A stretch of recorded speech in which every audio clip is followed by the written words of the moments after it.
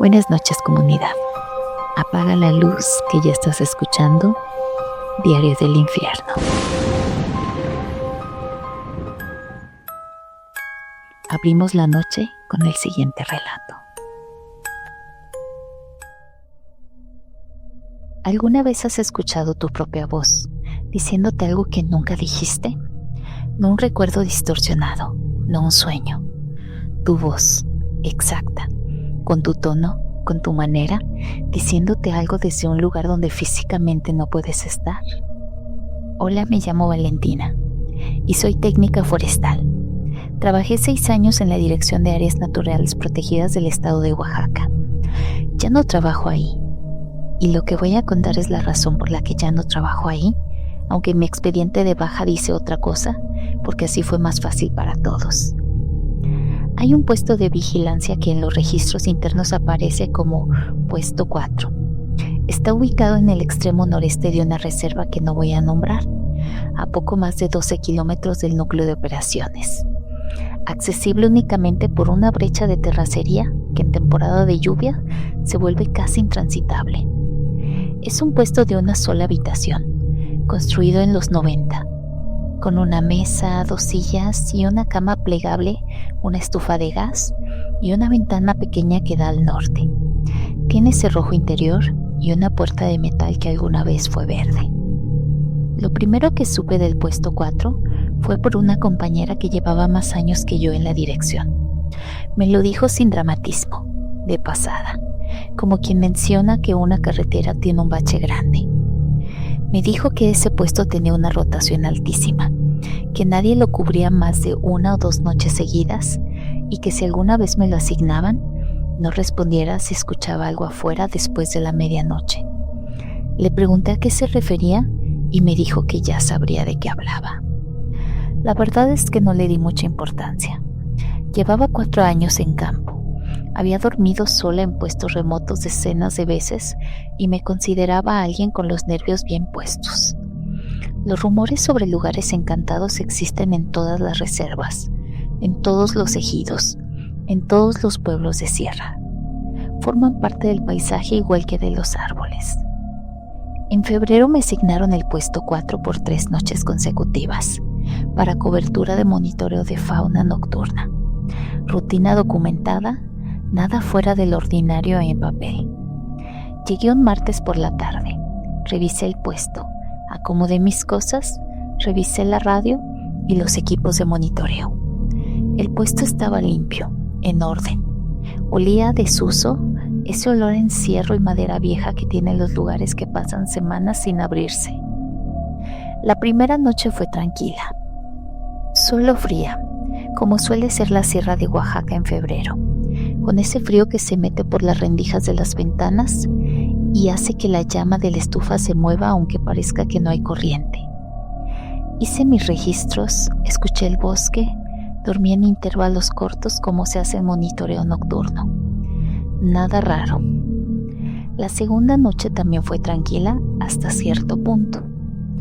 Hasta las 2:40 de la madrugada, cuando escuché por primera vez los golpes en la puerta.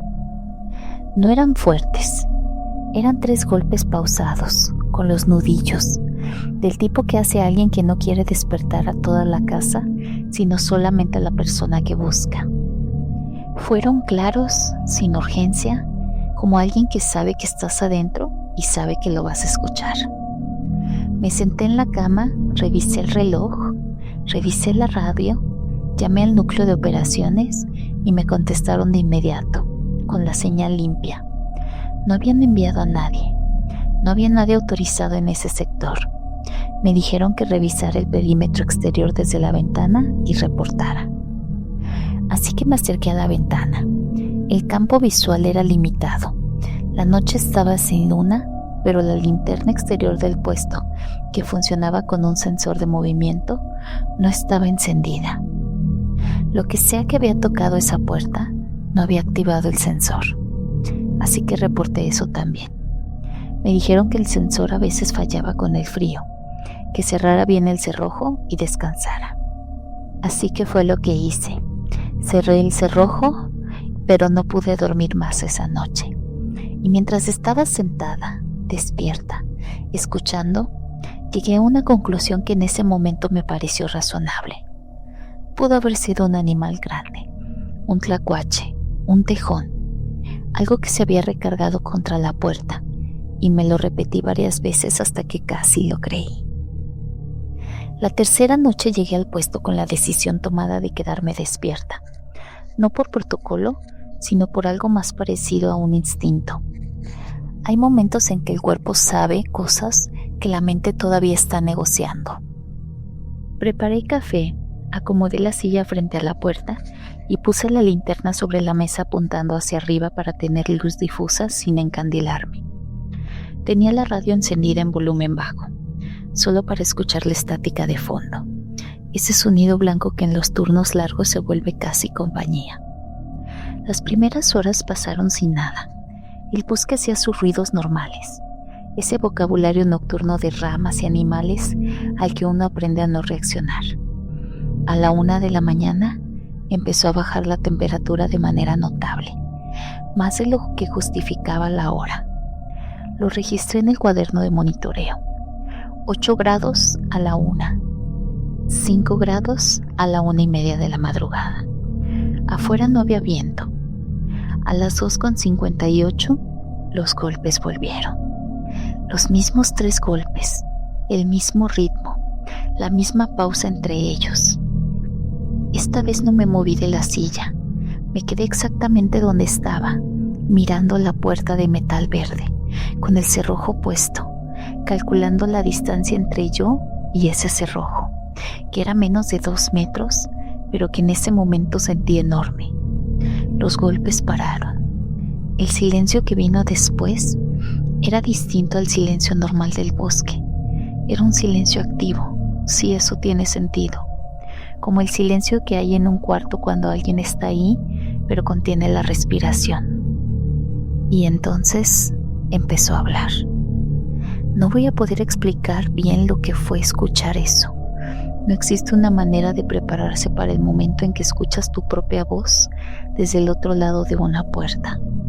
No una voz parecida a la tuya, sino tu voz, con tu tono exacto, con la manera específica en la que tú alargas ciertas vocales, con el mismo tono que tú tienes y que a veces notas hasta que alguien te lo señala.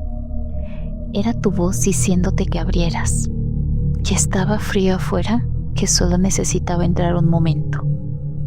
Lo primero que hice fue no responder. Lo recuerdo con claridad porque fue una decisión activa, no por parálisis. Tuve que decirme a mí misma en silencio que no respondiera, que cerrara la boca y no emitiera ningún sonido.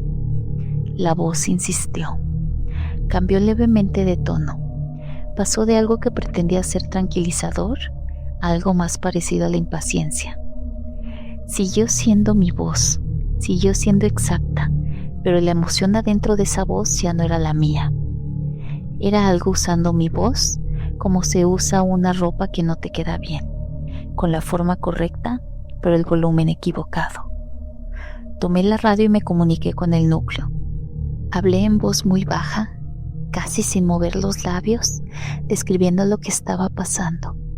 El operador de turno, que se llamaba Gustavo, y al que le voy a agradecer toda la vida que no me haya dicho que me estaba imaginando cosas, me dijo que me mantuviera en línea, que no abriera, que no respondiera a lo que estuviera afuera.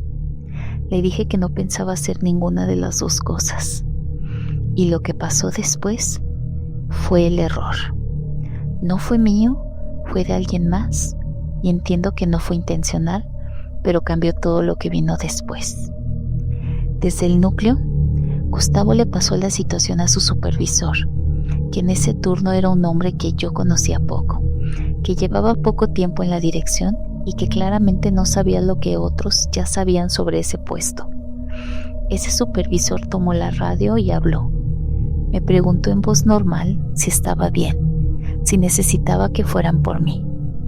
Yo le respondí y le dije que sí, que estaba bien y que era una situación extraña, pero que estaba bien. Dije esas palabras en voz audible. Las dije hacia la habitación, no hacia la puerta, pero las dije. Y entonces desde adentro del puesto, desde algún lugar detrás de mí, algo repitió mis palabras, con mi voz. No había nadie en ese puesto más que yo. Eso lo sé con certeza porque revisé cada centímetro de esa habitación de 4 por 5 metros antes de oscurecer, porque el cerrojo había estado puesto desde que entré y porque la ventana tenía seguro interno y yo nunca lo abrí. No había forma de que nadie entrara, y sin embargo, la voz estaba dentro, no detrás de la puerta, no del lado de afuera, sino adentro, en algún punto entre la estufa y la cama, a mi espalda. Había algo que usaba mi voz para repetir las últimas palabras que yo había dicho. No me levanté, no grité, hice algo que en retrospectiva no entiendo del todo. Me quedé completamente quieta y cerré los ojos, no por valiente, sino por algo más parecido al instinto de presa que tiene un animal cuando sabe que moverse es peor que no moverse. Gustavo seguía por la radio, preguntándome si estaba bien. No respondí. No podía volver a responder. Ese frío en ese momento era físico de una manera diferente. Era una presión fría en la espalda, en los hombros, como estar parado frente a un refrigerador abierto, pero aplicado al cuerpo entero desde atrás. Y con ese frío venía un olor que no había estado antes, un olor a tierra húmeda y a algo más antiguo. La voz no volvió a hablar. Lo que hizo fue respirar. No es una exageración ni una figura. Lo que estaba detrás de mí respiraba, lento, profundo, con ese ritmo pausado de algo que no tiene prisa. Estuve sentada escuchando esa respiración durante un tiempo que no pude medir porque en algún momento dejé de poder pensar con claridad, como si la cabeza decidiera que procesar lo que estaba pasando era demasiado y eligiera simplemente registrarlo sin analizarlo. En algún momento antes del amanecer, la respiración paró. El frío se dio gradualmente y cuando empezó a amanecer, me levanté. Agarré mis cosas y salí del puesto. No esperé a que alguien llegara del núcleo. Caminé los 12 kilómetros por la brecha de terracería hasta la carretera principal, porque no podía quedarme en ese puesto ni 10 minutos más. Gustavo me encontró a la mitad del camino en la camioneta cuando ya iban a buscarme. Le entregué el cuaderno de monitoreo, el equipo y mi credencial institucional ese mismo día. El informe que escribí sobre lo que sucedió en el puesto 4 lo entregué en físico y por correo interno. Me confirmaron que lo recibieron. Pregunté 2 semanas después cómo iba el proceso de revisión del puesto y me dijeron que no había ningún informe con mi nombre en el sistema. El puesto 4 sigue en los registros como activo. Sigue asignándose para coberturas de monitoreo. Cada tanto escucho por gente que sigue en la dirección que alguien más lo cubrió una noche y pidió el traslado sin dar explicaciones detalladas. Nadie habla mucho del tema. En ese tipo de cosas que se sabe sin decirse. Lo que yo no puedo explicar y con lo que vivo desde entonces no es con lo que escuché esa noche. Es algo más pequeño y más persistente. Hay momentos completamente ordinarios en que escucho mi propia voz desde otro cuarto. Solo un momento, solo unas palabras, a veces las últimas que dije antes de quedarme callada, como un eco que llegara tarde, como algo que aprendió a usarlas y no encontró razón para dejar de practicarlo. Lo primero que me enseñaron en el trabajo de campo es que hay protocolos para casi todo, para incendios, para fauna agresiva, para extravíos. El protocolo para el puesto 4, el real, el que nadie escribe pero todos los que llevan tiempo saben, es uno solo. No respondas. Lo que nadie me explicó es qué pasa cuando ya respondiste. Eso tuve que aprenderlo sola y sigo aprendiéndolo. Pasamos al siguiente caso. ¿Alguna vez has caminado por un lugar completamente solo y de repente has escuchado pasos que no son los tuyos? No enfrente y no lejos, sino al lado. al mismo ritmo exacto que el tuyo, como si algo estuviera midiendo sus pisadas contra las tuyas para no delatarse. Me llamo Fermín y trabajé casi 2 años en una reserva forestal en la Sierra de Hidalgo. Ya no trabajo ahí, y lo que voy a contar pasó en noviembre, con un compañero que se llama César, y ninguno de los dos hemos hablado del tema con mucha gente, porque cada vez que lo intentamos, la gente nos mira de una manera que ya conocemos. Esa manera en que alguien decide en silencio que estás exagerando o que te inventaste algo, pero no nos inventamos nada. Todo empezó con un reporte que llegó a la caseta un miércoles por la tarde, antes de que comenzara nuestro turno. Alguien del ejido vecino llamó para decir que había escuchado voces y pasos en el sector noreste de la reserva, la parte que colinda con un cerro que localmente llaman El Pelón. No porque no tenga vegetación, sino por alguna razón que nadie supo explicarme bien cuando pregunté.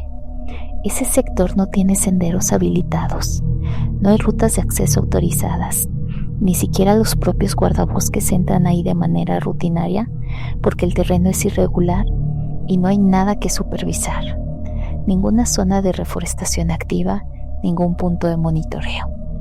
Nuestro supervisor, el ingeniero, nos pidió que el día siguiente, en horario de mañana, hiciéramos un recorrido de verificación por el perímetro de ese sector. Nada adentro, solo al borde para confirmar que no había presencia de cazadores furtivos o gente acampando sin permiso. Una rutina normal. Mi compañero César y yo lo hicimos seguido en otras zonas. Así que salimos a las 9 de la mañana, el día estaba nublado pero sin lluvia, y estaba ese tipo de cielo gris cerrado que aplana la luz y que hace que el bosque se vea más oscuro de lo que realmente está. Llevábamos radio, GPS, agua, los chalecos institucionales. Mi compañera llevaba además una cámara pequeña que usaba para documentar flora cuando encontraba algo interesante. El perímetro del sector noreste está a unos 40 minutos caminando desde la caseta principal por la brecha de acceso. Los primeros 20 minutos fueron completamente normales. Hablamos del trabajo, de un partido de fútbol, de cosas ordinarias. El bosque de ese tramo lo conocíamos bien. Fue al llegar al límite del sector cuando César se detuvo y señaló hacia adentro de la vegetación, y había un camino. No un sendero improvisado, no la huella de alguien que hubiera cruzado por ahí 1 o 2 veces aplastando la hierba.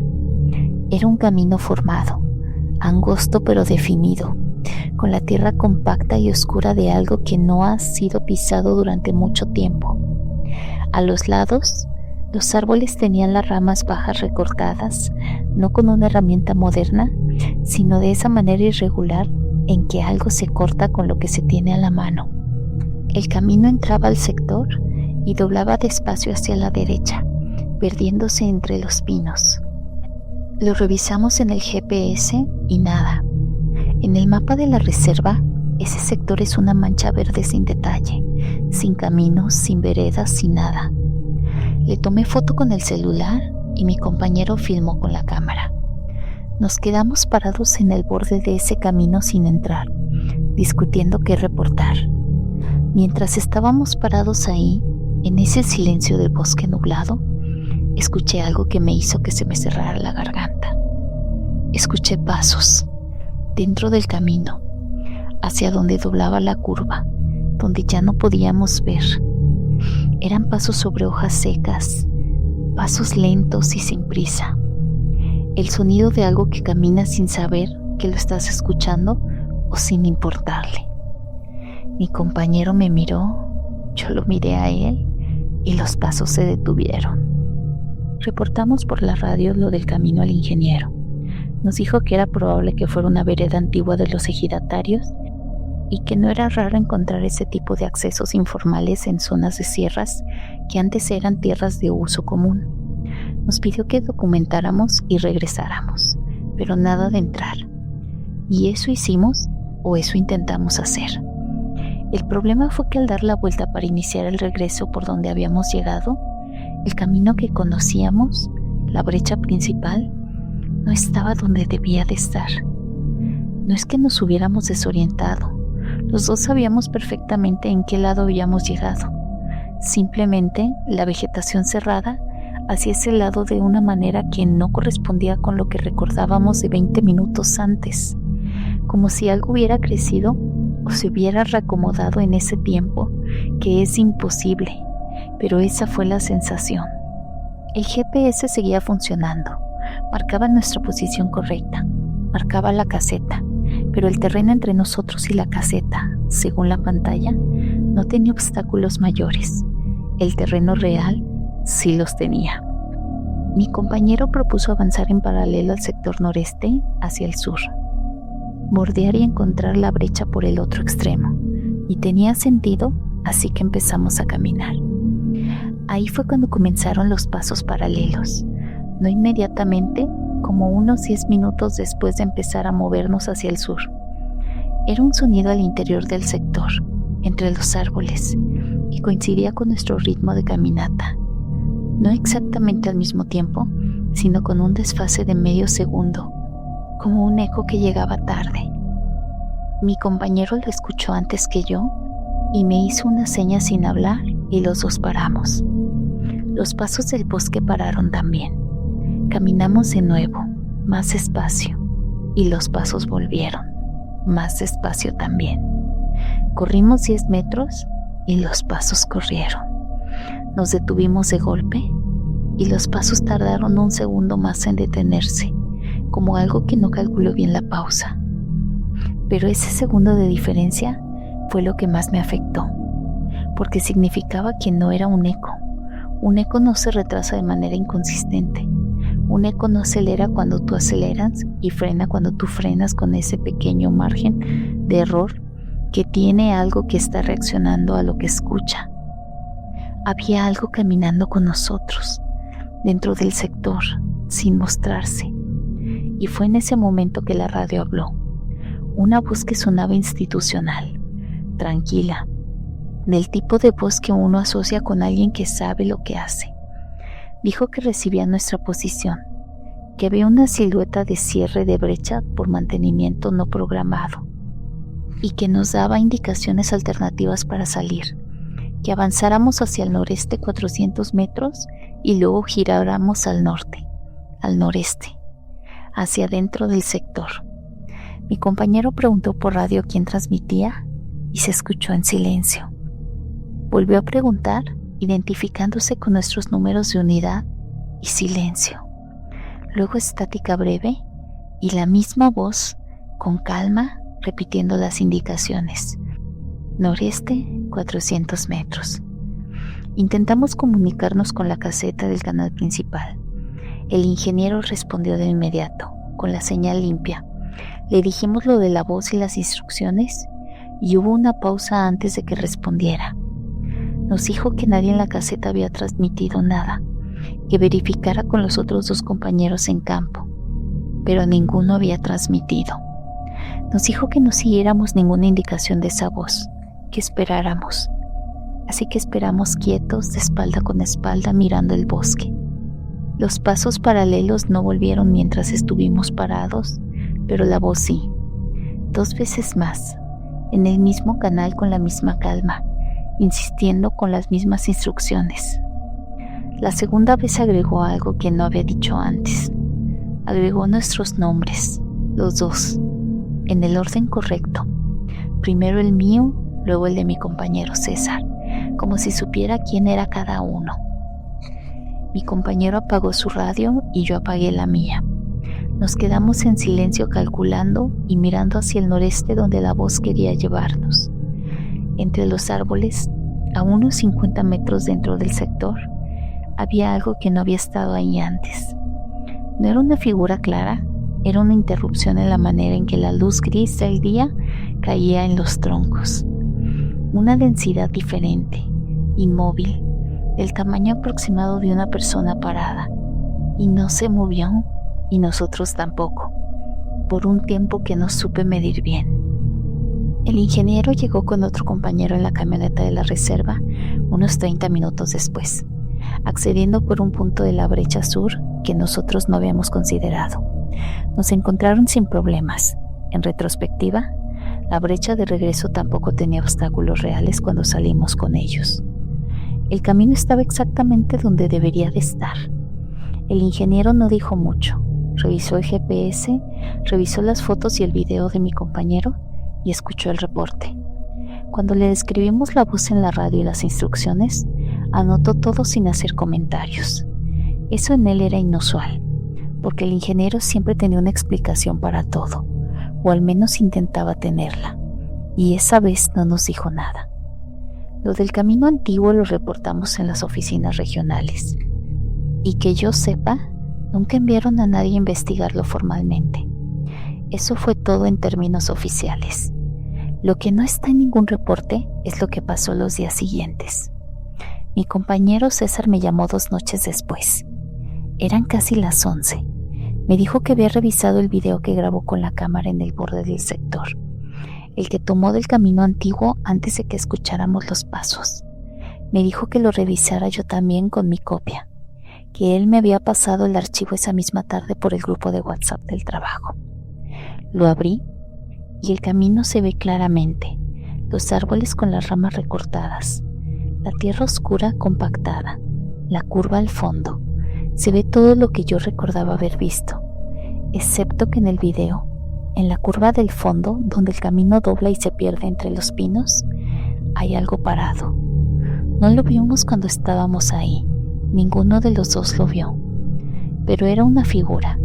No se le alcanzan a distinguir detalles claros porque está a distancia y la luz era plana ese día, pero tiene la proporción de una persona adulta, parada de frente, en el centro exacto del camino, y a diferencia de los árboles y las ramas que se mueven lentamente con el viento en el resto del video, la figura no se movía en ningún momento.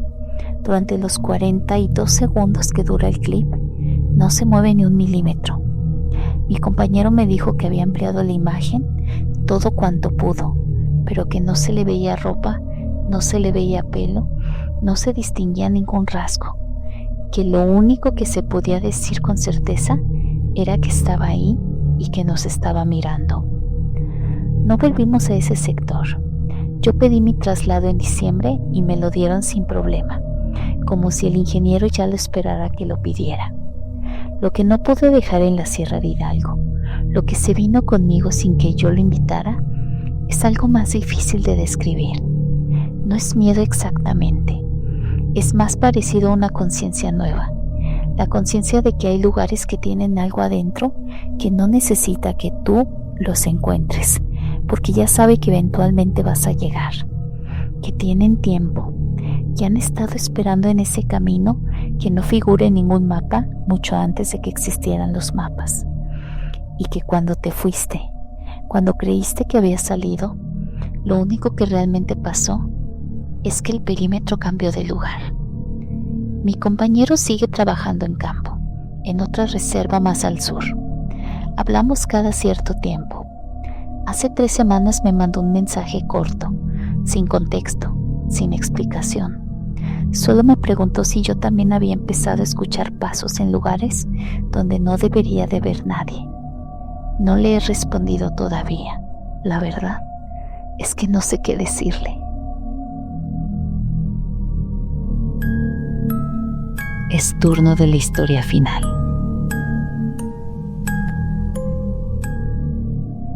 Buenas noches, mi nombre es Rodrigo. Tengo 27 años y trabajé 8 meses como guardabosques en una reserva ecológica en Michoacán. Y digo trabajé porque ya no estoy ahí. No renuncié por el sueldo ni por las condiciones. Renuncié porque hay cosas que una vez que las escuchas, no puedes fingir que no pasaron. Esto ocurrió en mi primer turno nocturno. Entré al trabajo en octubre y a las 3 semanas ya me asignaron la cobertura de noche. Mi supervisor, don Aurelio, me explicó el protocolo de rutina. Rondas cada hora y media, revisar los accesos, reportarse por radio cada 30 minutos y no alejarse más de 400 metros del puesto central. La reserva llevaba cerrada al público desde julio por un programa de reforestación. No había visitantes autorizados y no había nadie. Al menos, eso fue lo que me dijo. Lo que no me dijo ese primer día, y que descubrí después por otro compañero, es que hay una sección del reglamento interno que nadie lee en voz alta durante la inducción. Una sección corta, 3 puntos, que está al final del manual operativo en letra pequeña. El punto 2 dice textualmente: si durante el turno nocturno escucha su nombre pronunciado desde el interior de la vegetación, no responda bajo ninguna circunstancia y repórtese de inmediato al puesto central.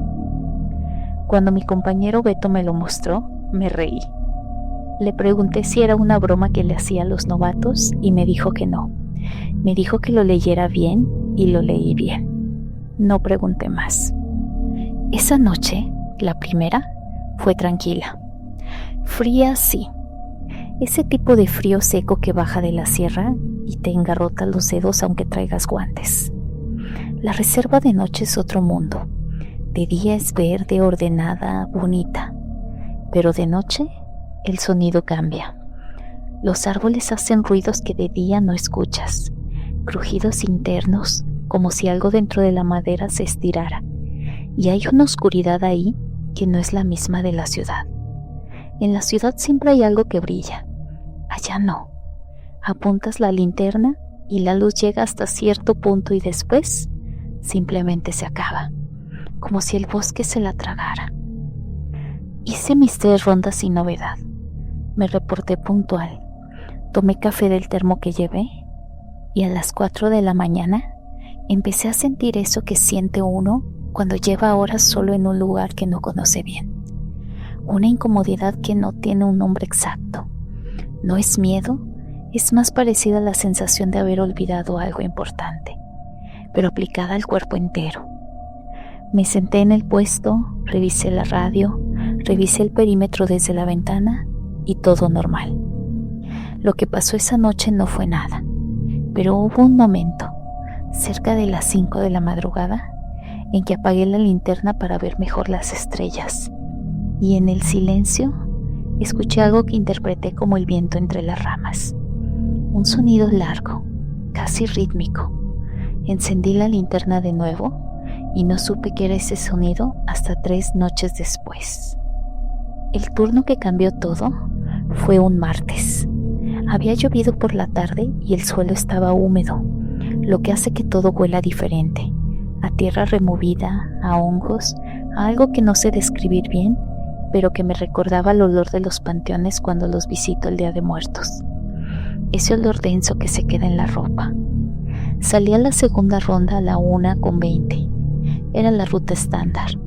Bajada por el camino principal, vuelta por el costado oriente, regreso por la vereda del arroyo seco. Unos 20 minutos caminando. Llevaba la linterna, la radio y el cuaderno de registro. Iba en la mitad del camino principal cuando lo escuché. Mi nombre. No fue un grito. No fue alguien perdido llamando con desesperación. Fue una voz tranquila, como si alguien estuviera parado a 3 metros de mí y me llamara para pedirme algo ordinario. Fue una voz de hombre, adulto, sin un acento en particular. Y solo mi nombre una vez. Me detuve. Apunté la linterna hacia los árboles, ramas, troncos, sombras, pero nada. Lo primero que pensé fue en un intruso, alguien que había entrado sin autorización, quizá un cazador furtivo o alguien que conocía la reserva. Le llamé por la radio a don Aurelio, que cubría esa noche desde la caseta principal a 2 kilómetros. Me dijo que los sensores de los accesos no habían registrado nada, que revisara el perímetro cercano y me reportara en 10 minutos. Así que lo revisé, pero no encontré nada. Ninguna huella fresca en el lodo, y el lodo de esa noche registraba todo. Yo mismo podía ver mis propias pisadas desde 20 minutos antes perfectamente marcadas. Me reporté con don Aurelio y dijo que probablemente fue el viento o un animal. Me dijo que siguiera la ronda y seguí. Unos 200 metros adelante, la voz volvió. Esta vez dijo mi nombre y mi apellido. Ahí yo ya no pensé en el viento. El viento no conoce tu apellido. Me paré en seco y el frío que sentí no era el de la noche. Era otro tipo de frío, el que empieza en la nuca y baja rápido. Volví a apuntar la linterna y nada. Silencio total. Ni pájaros, ni el arroyo seco crujiendo. Era ese silencio absoluto que en el bosque no es natural, porque en el bosque nunca está completamente callado. Y entonces la voz cambió. Empezó a sonar como Beto, como mi compañero. Imitó su forma de hablar, su tono, ese acento del norte que tiene. Me llamó de la manera en que Beto me llamaba cuando necesitaba algo. Si yo no hubiera tenido la certeza de que Beto estaba en su casa esa noche, habría salido corriendo hacia esa voz sin pensarlo. Eso fue lo que más me perturbó después, cuando pude pensarlo con calma, que no fue una imitación tosca, fue precisa, era Beto, era exactamente como suena Beto, y lo que lo imitaba no era solo su voz, era la manera, el ritmo, esa familiaridad. Emprendí el regreso al puesto central sin correr, porque algo en mí sabía que correr era lo peor que podía hacer. No sé de dónde vino esa certeza, pero estaba ahí, firme. Caminé rápido, con la linterna al frente y la radio en la mano sin voltear. Y entonces noté algo.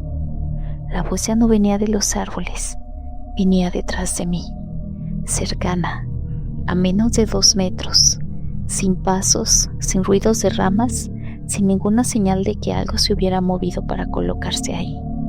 Simplemente estaba ahí. Respiré una vez y escuché. Silencio. Pero ese silencio ya no era el mismo de antes. Era un silencio con peso, como si algo estuviera conteniendo la respiración junto conmigo. Llegué al puesto, cerré la puerta, me senté y no me moví en unos 40 minutos.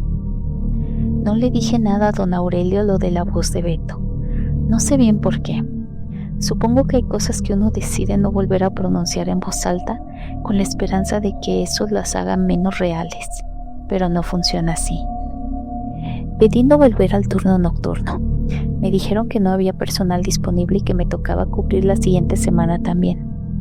La verdad es que pensé en renunciar ese mismo día, pero no lo hice. Necesitaba el trabajo y me convencí de que había sido el cansancio, la oscuridad o la imaginación de alguien que nunca había estado solo en un bosque de noche. Me convencí mal. Al siguiente turno nocturno no pasó nada en las primeras horas. Fue tan tranquilo que empecé a creer que me había inventado todo. A la 1 de la mañana, mientras hacía el registro en el cuaderno, la radio emitió un sonido que no era una transmisión normal. No era estática, era un tono continuo, muy bajo, casi inaudible, que duró casi unos 8 segundos y luego paró. Lo reporté a don Aurelio y dijo que no había enviado nada. No salí a la ronda de la 1. Esperé hasta las 2 de la madrugada y cuando salí, noté que el termómetro del exterior, que esa noche marcaba 12 grados, había bajado a 6 sin razón climática aparente. Hasta lo vi 2 veces porque no lo creí. El cielo estaba despejado y sin viento. Hice la ronda por la ruta corta, sin alejarme. Todo normal hasta el punto donde el camino dobla hacia el arroyo. Allí había algo en el piso. No era grande, era una pequeña acumulación de tierra removida. Un montículo bajo, del tamaño de una mano, perfectamente circular, en medio del camino. En el lodo a su alrededor no había huellas, ninguna, como si hubiera aparecido sin que nadie lo pusiera. Lo fotografié con el celular y seguí la ronda. En el camino de regreso, el montículo ya no estaba. El lodo en ese punto estaba liso, sin marca, como si nunca hubiera habido nada ahí. Y esa noche no escuché la voz, pero cuando llegué al puesto y me quité la chamarra, noté algo que todavía hoy no he podido explicarme. En la parte trasera del cuello, donde empieza el cabello, tenía 2 marcas paralelas rojizas como de presión. No eran rasguños y no había sangre. Era algo más parecido a la marca que deja algo que te sostiene sin apretarte, solo marcando que estuvo ahí. No sentí nada durante la ronda. No sentí que nadie me tocara, pero renuncié al día siguiente. Le mostré las marcas a un médico y me dijo que podían ser de la ropa, de la fricción de la chamarra. Le dije que llevaba una playera de cuello bajo y no supo qué más decirme. Y le creí porque necesitaba creerle. Beto, mi compañero, cuando le conté todo esto, no le dio risa. Me escuchó en silencio y cuando terminé me dijo que él había tenido un turno, tiempo antes de que yo llegara, en que escuchó su nombre desde el bosque, que no lo reportó, que siguió trabajando ahí 6 meses más porque nunca volvió a pasar. Le pregunté si no le daba miedo haber seguido. Me dijo que lo que más miedo le daba no era lo que había escuchado esa noche. Era no saber si lo que escuchó todavía seguía ahí, esperando a alguien que respondiera.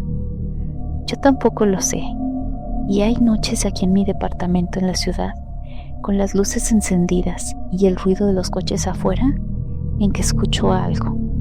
No es siempre y no seguido, pero a veces, en ese momento entre estar despierto y quedarse dormido, escucho algo que suena mucho a mi nombre, con esa misma calma, como alguien que sabe exactamente dónde estoy. Si llegaste hasta aquí, ya formas parte de algo más. Esta comunidad se está construyendo con personas que han vivido cosas que no siempre se atreven a contar en voz alta. Cuéntanos desde dónde nos estás escuchando esta noche. Y si alguna vez te ha ocurrido algo que no puedas explicar, déjalo en los comentarios. Quiero leerte. Suscríbete y acompáñanos, porque en este canal seguimos reuniendo testimonios reales y nuevas historias que no deberían ser olvidadas. Esto fue Diario del Infierno.